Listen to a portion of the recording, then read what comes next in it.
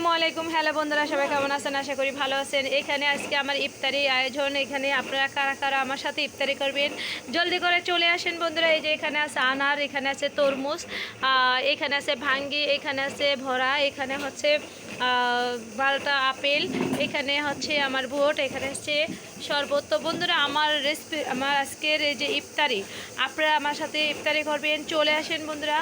আর কে কোথায় থেকে দেখবেন প্লিজ কমেন্টে বলে যাবেন।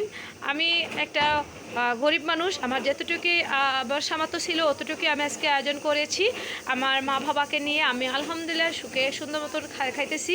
তো আপনারা যদি আমার সাথে ইফতারি করতে চান চলে আসেন আমার মতলব উত্তর চাঁদপুরে। আমি আজকে এই পর্যন্ত কি করলাম বন্ধুরা। আর সত্যি কথা বলতে কি বন্ধুরা, সবাই আমরা মাহি রমজানে রোজা রেখে খুবই কেউ ক্লান্তি, কেউ হয়তো অনেকটাই অসুস্থতা বোধ করি, কিন্তু আমার কাছে খুব ভালো লাগতেছে। আমি আপনাদের দোয়ায় কোরআন খতম দিয়েছি, কোরআন তেলাওয়াত করতেছি, আমার ভালো লাগে, আমার নামাজ পড়তে ভালো লাগে, রোজা রাখতেও ভালো লাগে।